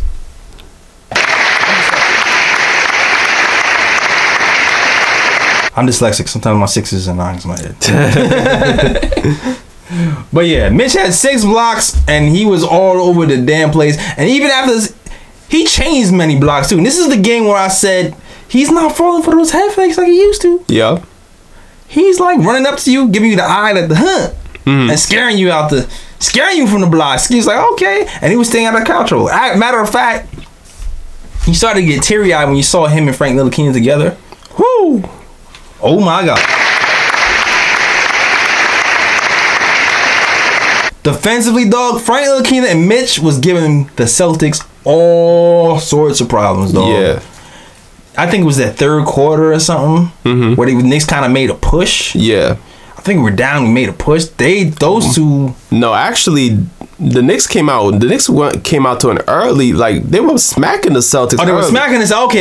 Yeah, like I think in the second quarter they had the Celtics like they were up on the Celtics by like 26.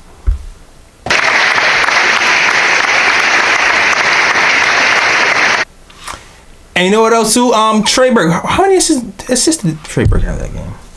Trey Burke had, let me see, he had 11 assists. This is one of those games where I was just like, yo, this guy used to average 7 assists a game as a starter last season. I started to remember, what the hell happened? This is one of those games where he just ran amok. He was just super aggressive. He got those Russell Westbrook assists, you know what I mean? Where you put so much pressure on the defense that the people start to collapse and just like pass it out. Yeah. 3. Pass it out, jumper. Nice little layup. Like he was surgically picking those dudes apart, man. Yup. I love what I saw from Trey. And you know, I'm a and you know what too about Trey? Before this game even started, Trey was talking about not making excuses. And he was like, I'm tired of using this I'm a young team excuse, man. He's like, we can't put our heads down. He said, every time we take a punch, every time the other team punches at us, we kind of fold. Yeah. Instead of punching right back at them. We need to start punching right back at them. And I felt like the Celtic game, the Portland game was the first time where I really saw Trey was like, nah, I'm punching these dudes back. He wasn't scared of the moment. He stopped being in his head and he just took over. Yeah. And the coach stopped him. So I'm gonna applaud David Fizdale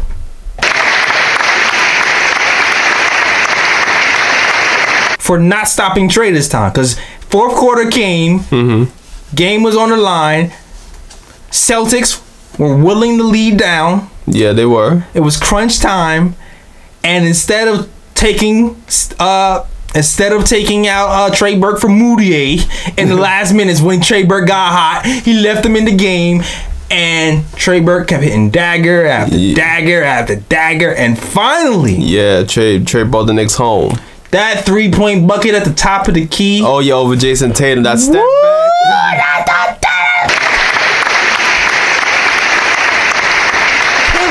Cold-blooded killer, dog. Ice water in the veins. Ice water in the veins. I love the dog. For real. That's all I gotta say about that damn game. Next game.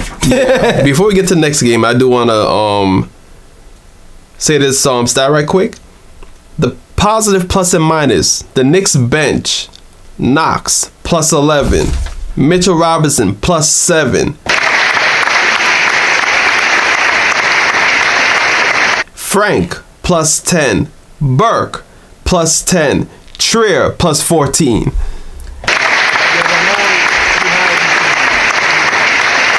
Had 2 huge back-to-back threes in that fourth quarter, man. Yeah. 2 huge ones. And that's the thing about Kevin Knox that you have to admire.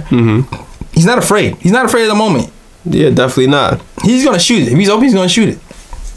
And you also got to love Vonleh. Vonleh was out Horford, dog. Yeah. Vonleh was out Horford. He was shooting threes. He was going to the hole. He was, yo, is it me or is Vonleh's like post-up game gotten better? Yeah. He doesn't have like a lot of moves. He's that little jump hook is just working. Yeah, I mean, he's built like he got the power. Yeah, he's just out muscling dudes. Yeah, dog. just gotta back him down and then just shoot that little baby hook. That's all. Yo. So shout out to those guys, man. Yes, sir. Second unit. All right, so we're gonna get to the Knicks and the Pelicans. Aye. The Knicks won 114-109.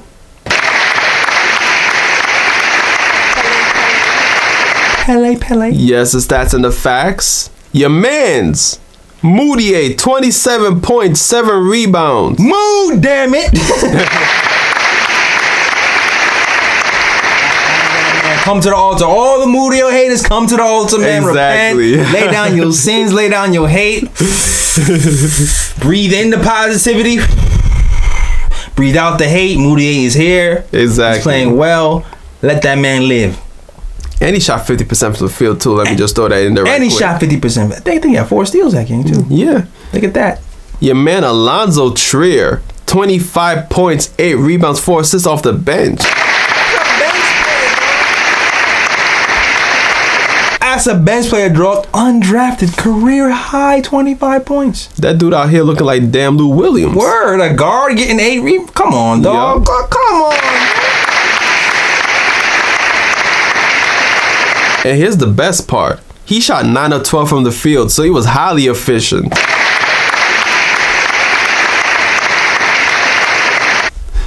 Yeah, man, I can't wait to see how I got developed, man. He's going to be a problem. Yeah.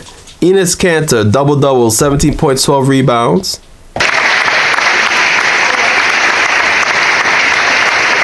And Noah Vonleh, double-double, 14 points, 11 rebounds. Now the stats. Again, the Knicks shut down the Pelicans on defense. 39.6% the Pelicans shot and 25% from 3.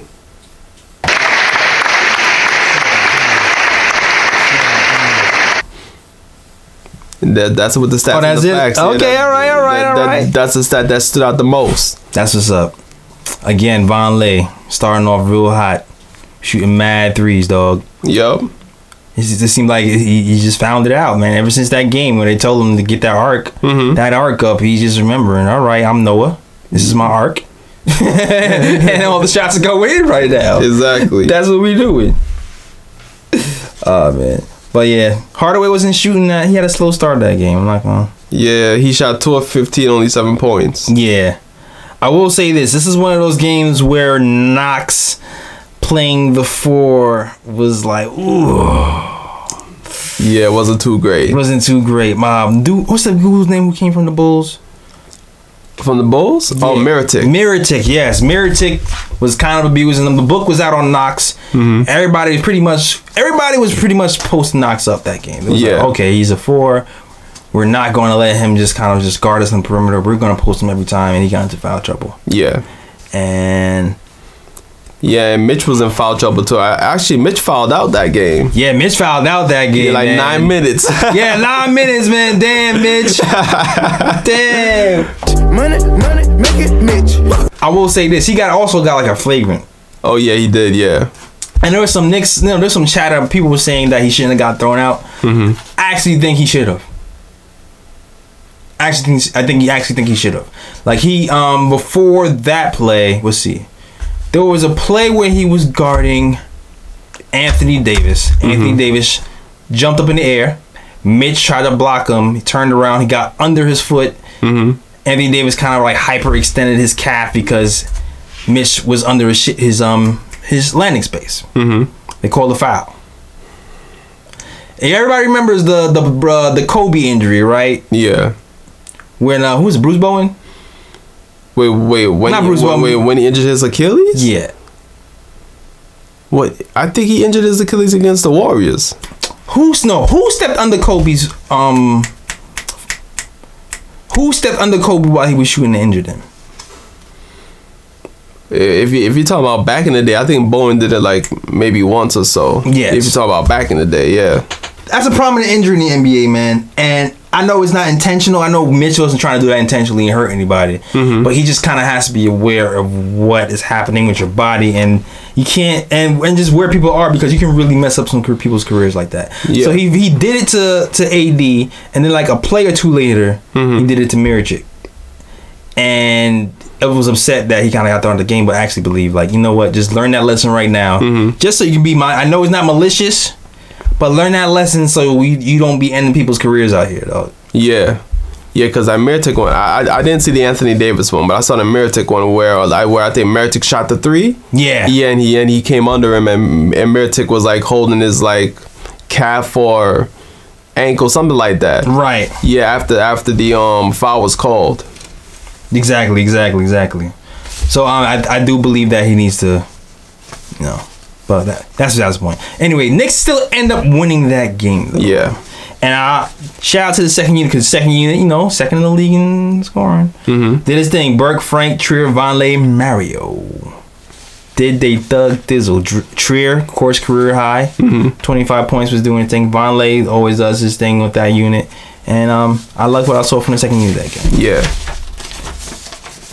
And listen, the Knicks fought, man. This is one of those games where you realize, the Knicks might be turning around. This habits thing is happening for us. We look a lot more calmer in fourth quarter situations. Yeah. We don't take as many crazy shots, and we're a lot more methodical than we used to be.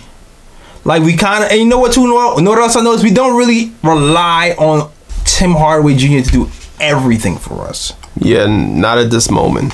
Yeah, we kind of spread the wealth. We go Trey, we go Trier, we go Tim Hardaway, and even go Mudiay sometimes. Like these are some of these games where you start to realize, like, okay, having those multiple ball handlers that Fizz like to has on the floor has its use, because the Knicks are playing a lot of ISO ball, which is you still want to start to see some plays kind of be developed for the Knicks. I feel like Fizz still hasn't really developed like an offensive playbook yet. It's still straight up pick and roll, straight up curl plays.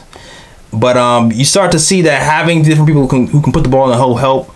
Even if you're isoing at one point, they get shut it down, they reverse it to the other side, and then the defense is scrambled, and somebody else can make a play on the other side of the ball, and it's been helping us close out games. Knicks were down 9 minutes with 5 minutes and 30 seconds left. Fought back. Won the game. Yeah. Matter of fact, I think one of the key moments was like Mudiay, because I think like during that time when the Knicks were down by 9, Mudiay had like a 9-2 run on his own. Like he scored like 9 straight Knicks points. All by his damn self. Everybody was like, "Is this Mudiay? Exactly. Is this what's happening?" He got steals. Yup. I think he scored like 16 in the fourth quarter by itself. Like, dog. Like, this is not the Mudiay. Exactly. Like, this is not the Mudiay I know. Like, what's Congo, man? The Congo. Dog. Like, what's going on right now, I'm staying in this NBA. This is not my last contract, goddammit. He ain't trying to go back to China. That's the thing. Definitely not doing that, dog. Not having that Stephon Marbury. Nah, we doing that right here. Exactly, yo. Even though Steph won like three like championships and got some set. Yeah, he got his own statue and stuff too. Yeah, but shout out to Mudiay, man, holding it down, taking that step and growing, man. Yes, sir. Facing adversity. Knicks eventually end up winning that game, led by 27 points of Emmanuel Mudiay. And helped by the 25 points of Trier. Yes, sir. Yes.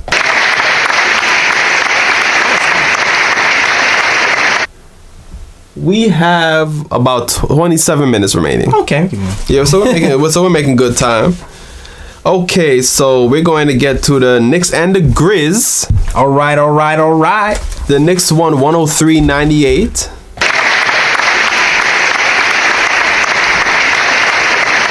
The reason why the score is so low is because the Grizzlies like to play that grit and grind, but the Knicks beat them at their own game.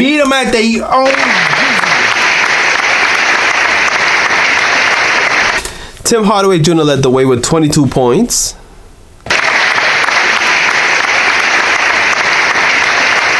Your guy Enes Kanter, 21 points, career high 26 rebounds. Emmanuel Mudiay, 17 points, 4 assists.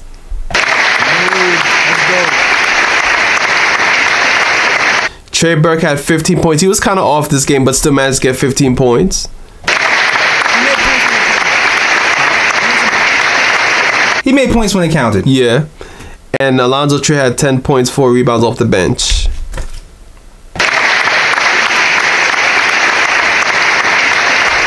Now here's the key stats to this game. The Knicks only shot 37% from the field, 36% from 3. But this is where the Knicks got their points.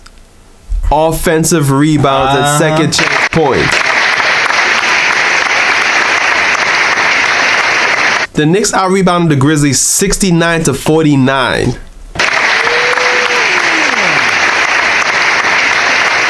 Damn. And also, Grizzlies, a team that's known for limiting fast break opportunities.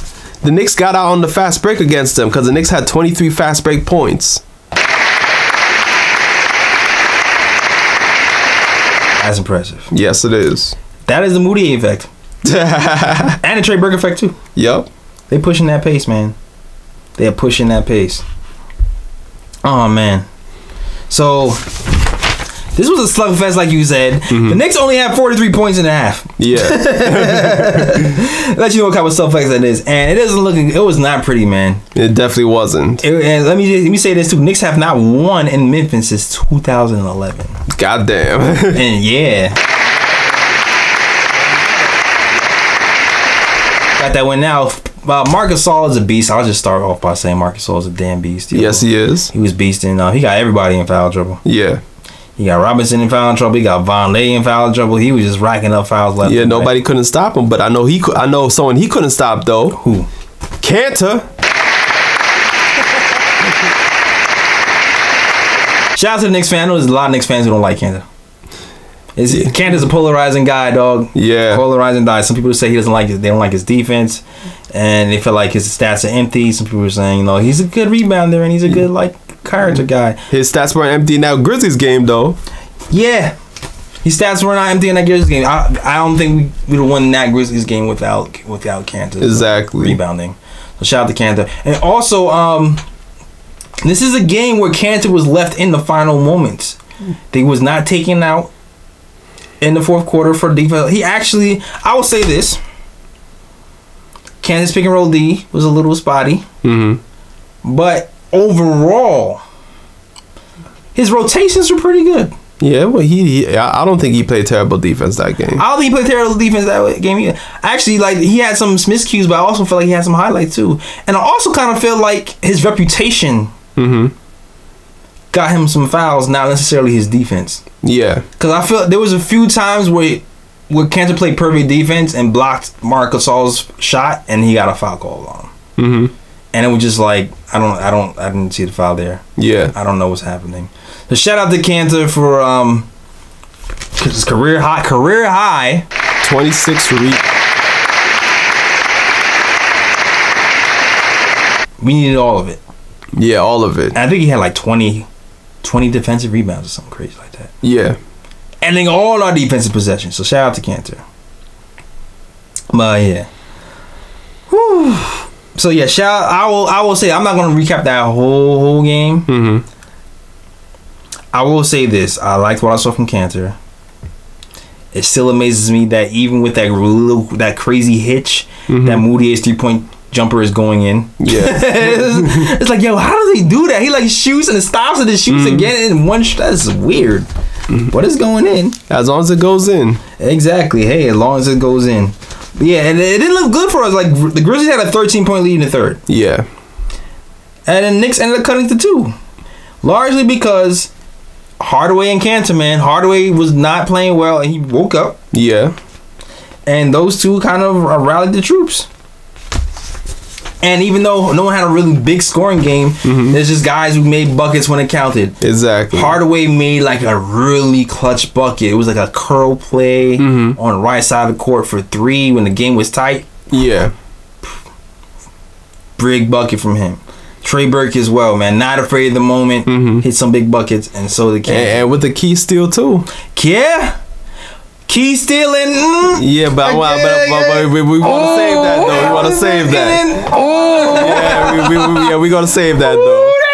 Oh man, and I'm being a good Samaritan. So I'm being so much of a good Samaritan right now. Yeah. So much that I'm letting Ryan have the. Yes. Don't say I never give you nothing. Early Christmas present. Yeah, man. But yeah, shout out to the Knicks finally closing it down. We are a closing team, damn it. Yes, sir. We are closing. Get in there. We have like a 3 or 4 headed monster of closers. Yeah. And not even just the offensive end. We buckled down defensively on that Memphis team, though. Yo. You started to realize, though, I started feeling bad for Michael Conley, dog.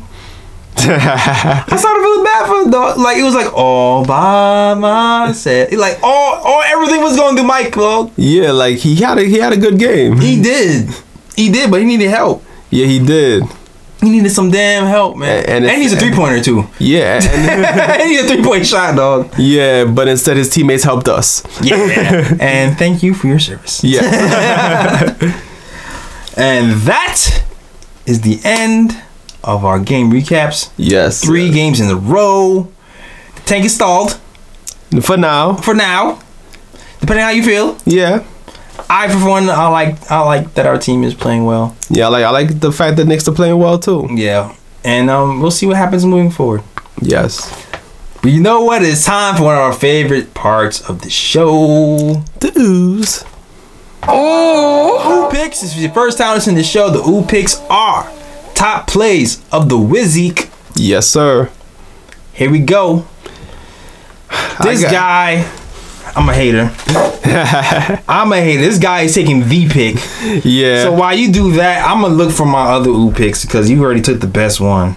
I got 2 Ooh picks, and now that I think about it. Oh gosh, oh, man, don't take my other one. All right. But yeah, so I'm gonna set the scene right quick. The Knicks up 94-93 in the 4th quarter, 1:49 remaining. Oh, he getting details. Yes. Garrett Temple had the ball at the top of the key. He was searching for Mike Conley coming off the curl.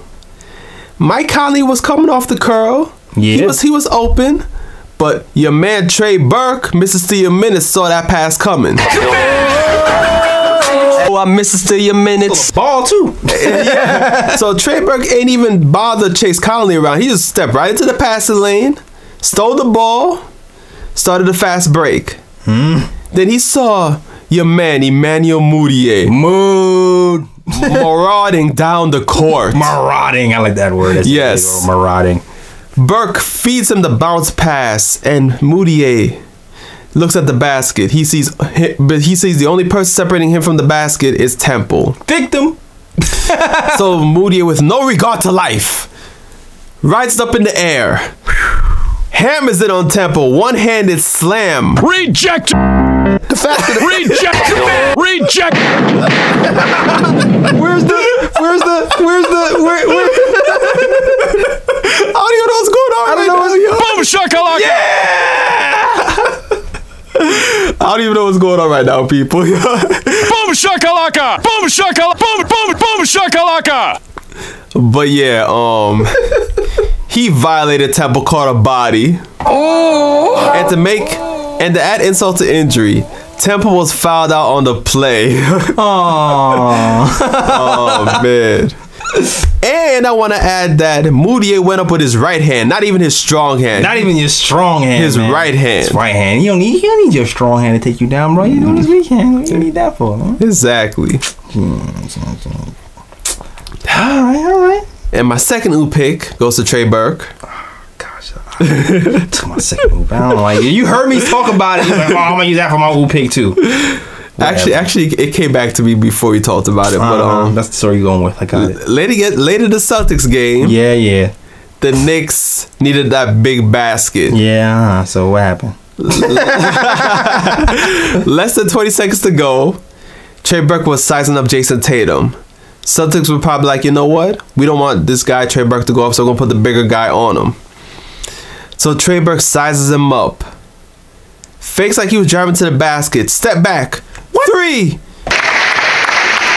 Oh. Nothing but net. Yeah. That was it. Yeah. Game set blouses. Exactly. And that's my ooh picks. Gosh. I know we like Scorpio brothers and stuff, but you know, you didn't have to do me like that, though. You have to take all the good ones. No, my fault. You know, my fault. Whatever, though. It's all good.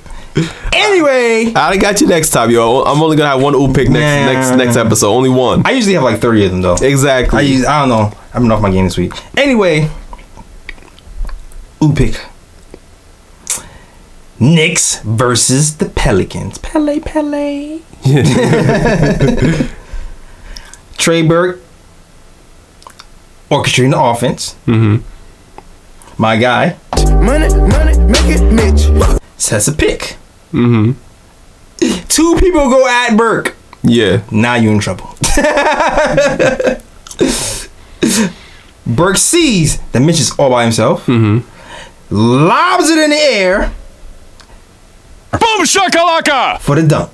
Oh! That's what I meant to do for you. My bad, dog. That was definitely ooh right there. Yeah, that was the ooh pick right there. Yes, sir. And yeah. I mean, there was another play that was similar to that. Why not? Same thing. Mm-hmm. Money making Mitch. Money, make it Mitch. Sets a pick. Launcher has a board. Money making Mitch. Sets a pick. Mm-hmm. Rolls to the hole. I forgot what game this was, though. What game was this? With Trey? Yes. This was the... Yeah, we're probably gonna have to look that up. I can't recall which game either. I think it was New Orleans game as well. It was New Orleans game as well. Okay. That's right. Okay, here we go. Trier dribbles to the top of the key. Mitch sets a pick. Now, Mitch has been setting picks pretty good recently. He's not doing the stupid picks like he used to do beginning. He's actually learned. Setting solid pick. Mm-hmm. 2 people call the Trier. Mitch rolls to the basket. Same thing. Lob. Slam. Boom shakalaka! At least you got it right this time. Make it Mitch. Oh. Second pick. Yes. Same damn play. 2 different people. Yes. Same damn team. Same result. That's why they lost. Oh man, I think I'm good on that. I'm good.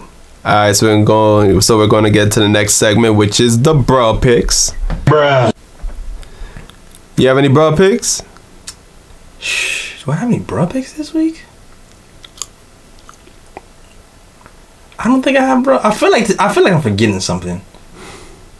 You probably are, but to be honest with you, like on Instagram, I didn't really see any bro picks this week. Then of course, Inside the NBA didn't come on this week, so Shaq couldn't help me out a bit, with 1 or 2. What do you mean? Shaq be stealing from us. Yeah, true that. But I do have a bro pick from the Knicks and Grizzlies game though. Okay. Frank Ntilikina and Kevin Knox. If you were paying attention in that game, both guys airballed a 3. Oh, Bruh. that was a bro pick. From the same spot on the left side of the court too, on the wing. Oh, that shot is cursed. Yeah, exactly. Like I don't know what. That was the bro. That's the one that. Yes. The crazy part about that one too for Frank was he hit the 3 right before that. Yeah. And then he came over there and he airballed it. I'm like, Bruh. what's happening? What's your confidence? Yeah, I mean, I don't know. I don't know if the Grizzlies have like extra air coming from that side of the court or something. It's But like that breeze. exactly, yo. Memphis breeze is harsh. Exactly, yo. But for whatever reason, Ntilikina airballed the 3 from that same area, and Kevin Knox airballed the 3 from that same spot. Man. And I have a whose man's is this? Whose man's is this? This is actually kind of a positive whose man's is this, But my whose man's is this goes to Emmanuel Mudiay, because I don't know what guy I'm seeing on the court right now. He has me say whose man's is this, because I don't know, because I'm like, yo, is that really Mudiay or is that a clone? Because I don't know what's going on right now. That's a who pick on the low. Word. Too funny. Exactly. But yeah, that's my bruh pick of whose man's is this. Hopefully next week there will be a lot more funny stuff happening and I can have a whole plethora of bruh picks and whose man's is this for next week. Oh, I have one more who pick. Back. All right. Frank.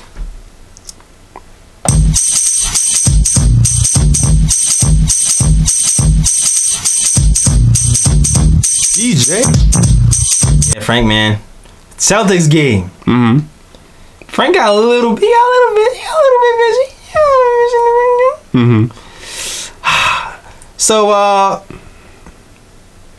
I know. I think the Celtics are a little pissed that the Knicks is getting on a little run. Yeah. They're trying to pressure him a little bit, and Kyrie Irving decides he wants to pressure Frank, and Frank hits him with like a little like mellow move where he like swings the ball from the right side to the left under. Mm-hmm.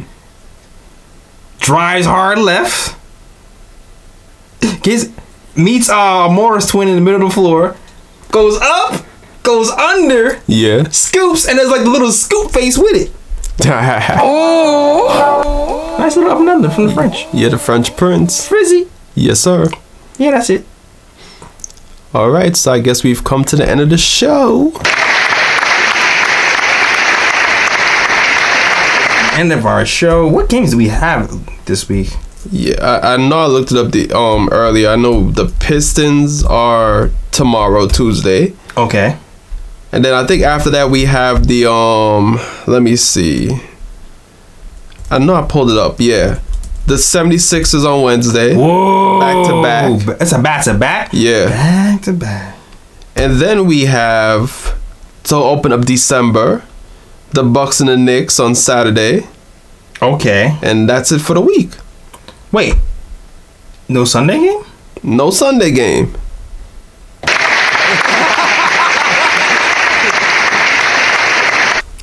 Oh, man. No Sunday game. Oh, what a time for Kathy to be in Berlin. Yeah, I know, right? Damn it, yo. Oh, that would have been perfect. Yeah, she probably would have been able to come through that day. But you know what? Maybe we can get a guest that day. I'll make somebody up. We'll see what happens. Okay. Since there's no games that Sunday? Yeah. Yeah. I'm going to try to get a guest that game. That's what's up. How you see that we going, the record? Knicks playing good right now. I mean, You just never know. the Pistons are going to be... The Pistons is a road game. So... It's a tough week, dog. You know what? It's a tough week. Knicks are going on that 4-game winning streak. They're going to beat the Pistons in Detroit. I can see that. Then they're going to be at 76ers. I think that's going to be an L. Yeah, that's an L. And then The Bucks. they're going to have the Bucks at home. That's another L. More than likely. I'm going to put positive vibes in there. Knicks beating the Bucks.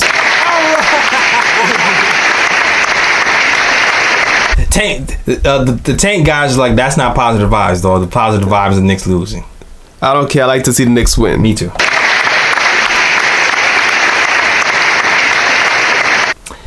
That is our show. Yes, sir. This is the debut of the Brazilian God hats. What's good? What's good? What's good? Yes, yes. Cop Cop the merch. Cop the merch. Listen, man. Listen, guys. We are trying to buy a camera. I actually want to get 2 cameras. Yeah. So we get the jump cuts. You can be like, you know, a little Joe Budden podcast stuff going to happen. You know what I'm saying? It's like, what's going on? You trying to be Breakfast Club over here. You know what I'm saying? Trying to upgrade. We're trying to be exclusive for y'all. So if y'all want to support the Nick of Time show, go to the links in the descriptions.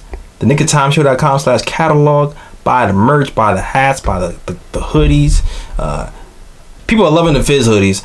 And the hoodies in general. Yeah. Getting good reviews on those.